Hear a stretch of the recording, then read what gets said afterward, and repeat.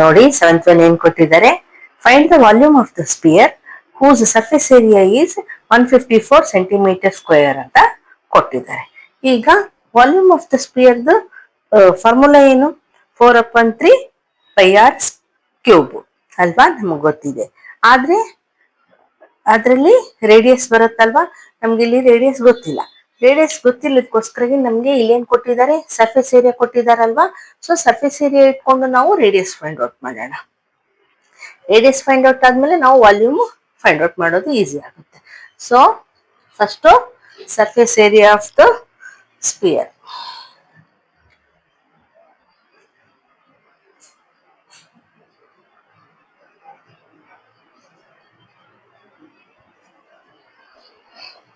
ಏನ್ ಕೊಟ್ಟಿದ್ದಾರೆ? 154 centimetre square ಅಂತ ಕೊಟ್ಟಿದ್ದಾರೆ. ಆದ್ರೆ ಸರ್ಫೇಸ್ ಏರಿಯಾ ಆಫ್ ದ ಸ್ಪಿಯರ್ದು ಫಾರ್ಮುಲಾ ಏನು? 4πr² ಅಲ್ವಾ, ಇಸ್ ಈಕ್ವಲ್ಸ್ ಏನಾಯ್ತು? 154 ಆಯ್ತು. ಈಗ ವ್ಯಾಲ್ಯೂಸ್ ಪುಟ್ ಮಾಡೋಣ.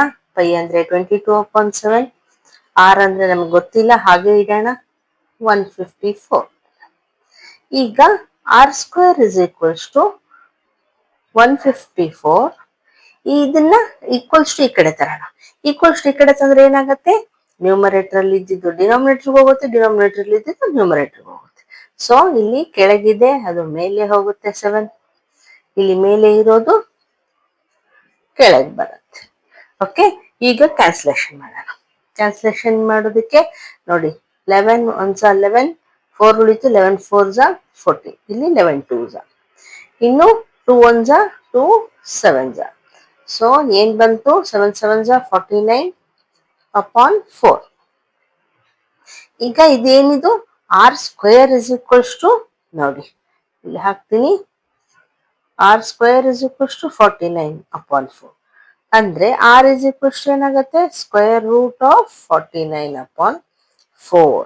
ಅಂದ್ರೆ ನಮ್ಗೆ ಗೊತ್ತಿದೆ ಅಲ್ವಾ, ಮತ್ತೆ ಬಿಡಿಸಿ ಬರಿಲ್ಲ ನೋಡಿ, 7 × 7/2 × 2 ಅಲ್ವಾ.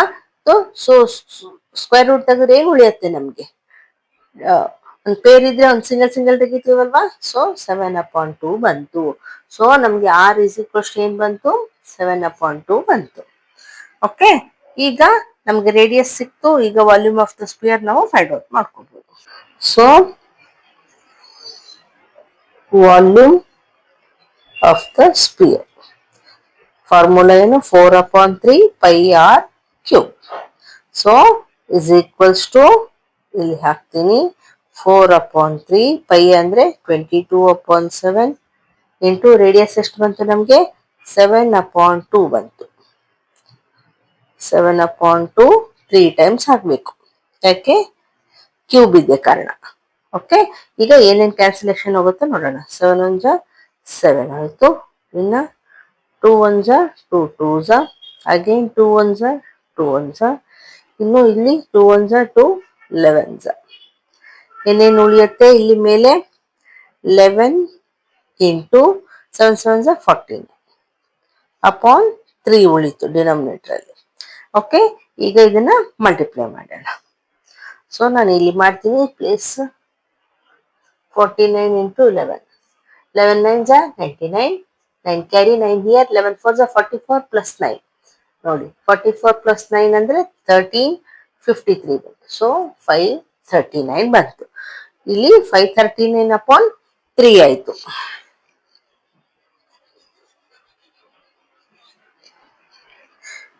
ನೋಡಿ 539/3.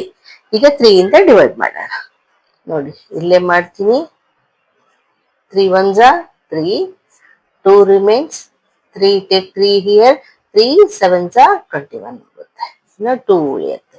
ಇಲ್ಲಿ 9 ತಗೊಳ್ಳಿ, 3 9s 27, 2 remains, take point here, take 0, 3 6s 18, 2 remains. ಹಿಂಗೆ 2 ಉಳಿತಾ ಹೋಗ್ತಿರತ್ತೆ. ನಾವು 0 ತಗೊಂಡಾಗೆಲ್ಲ 3 6s 18 ಬರ್ತಾ ಹೋಗುತ್ತೆ. ಸೊ ನಾವೇನ್ ಹೇಳ್ಬೋದು? Answer volume is equals to 179.6 units ಏನಿದೆ ಸೆಂಟಿಮೀಟರ್ ಇದೆ. ಸೊ ಸೆಂಟಿಮೀಟರ್ ಕ್ಯೂಬ್ ಅಂತ ಬರೀಬೇಕು. ವಾಲ್ಯೂಮ್ ಇದೆ ಅಲ್ವಾ, ಸೊ ಕ್ಯೂಬ್ ಅಂತ ಬರಬೇಕು. This is the answer. Understand ಆಯ್ತಾ? ಈಗ ನೆಕ್ಸ್ಟ್ ಒನ್ ಮಾಡೋಣ.